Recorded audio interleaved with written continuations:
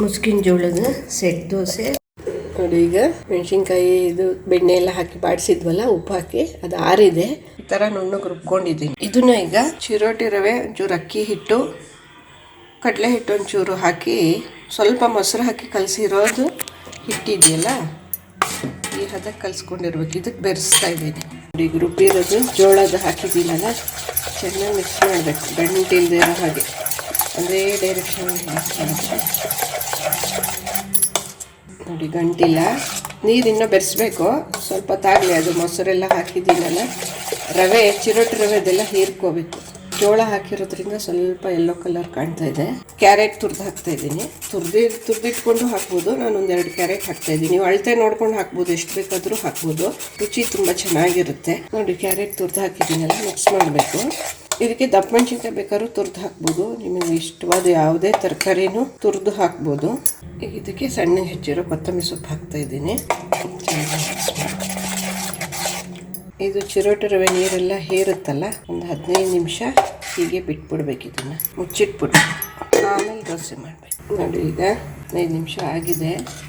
ರವೆ ನೀರೆಲ್ಲ ಹೀರ್ಕೊಂಡಿರುತ್ತೆ. ನಿಮಗೆ ಎಷ್ಟು ಗಟ್ಟಿ ಇರಲಿ ಅಂದರೆ ದೋಸೆ ದಪ್ಪಕ್ಕೆ ಹಾಕಬೇಕಂದ್ರೆ ಹೀಗೆ ಇಟ್ಕೊಬೋದು, ಇಲ್ಲಾಂದರೆ ಇಂಚೂರು ನೀರು ಹಾಕ್ಬೋದು. ಈಗ ತವ ಕಾಯಕ್ಕಿಟ್ಟಿದ್ದೀನಿ. ಇದು ತವ ಕಾದಿದೆ. ಇದಕ್ಕೆ ಸ್ವಲ್ಪ ಎಣ್ಣೆ ಹಚ್ಚಬೇಕು. ನೀವು ದೋಸೆ ಮಾಡುವಾಗ ಎಣ್ಣೆ ಅಥವಾ ಬೆಣ್ಣೆ ಯಾವುದಾದ್ರೂ ಉಪಯೋಗಿಸ್ಕೋಬೋದು. ತವಾಗ ಹಚ್ಚುವಾಗ ಮಾತ್ರ ಎಣ್ಣೆನೇ ಹಚ್ಚಬೇಕು. ಮೊದಲು ನೀವು ಚೆಕ್ ಮಾಡಬೇಕಂದ್ರೆ ದೋಸೆ ಹಾಕಿ ಚೆಕ್ ಮಾಡೋಣ.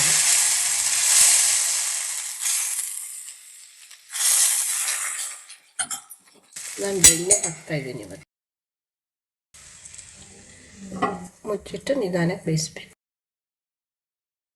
ನೋಡಿ. ಎಷ್ಟು ಚೆನ್ನಾಗಾಗಿದೆ ಮುಸ್ಕಿನ ಜೋಳದ ದೋಸೆ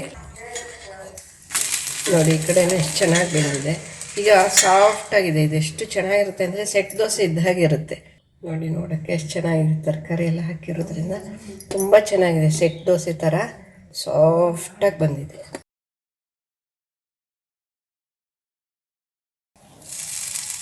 ಬೆಣ್ಣೆ ಹಾಕಿದ್ರೆ ರುಚಿ ತುಂಬ ಚೆನ್ನಾಗಿರುತ್ತೆ. ನಾನು ಅದಕ್ಕೆ ಬೆಣ್ಣೆ ಹಾಕ್ತಾಯಿದ್ದೀನಿ. ಎಣ್ಣೆಲಿ ಸಹ ಮಾಡ್ಬೋದು.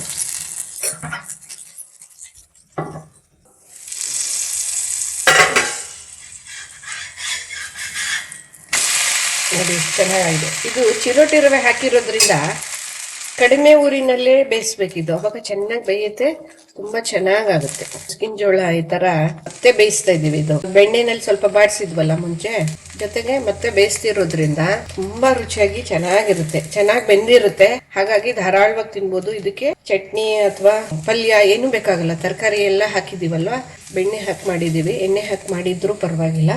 ತುಪ್ಪ ಹಾಕೊಂಡು ತಿಂದರೆ ಸಾಕು. ಸೈಡ್ ಡಿಶ್ ಏನು ಬೇಕಾಗೋದೇ ಇಲ್ಲ ಇದಕ್ಕೆ.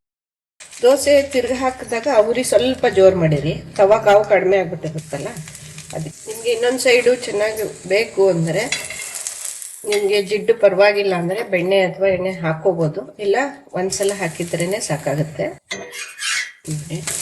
ಇಷ್ಟು ಚೆನ್ನಾಗಿ ಬಂದಿದೆ.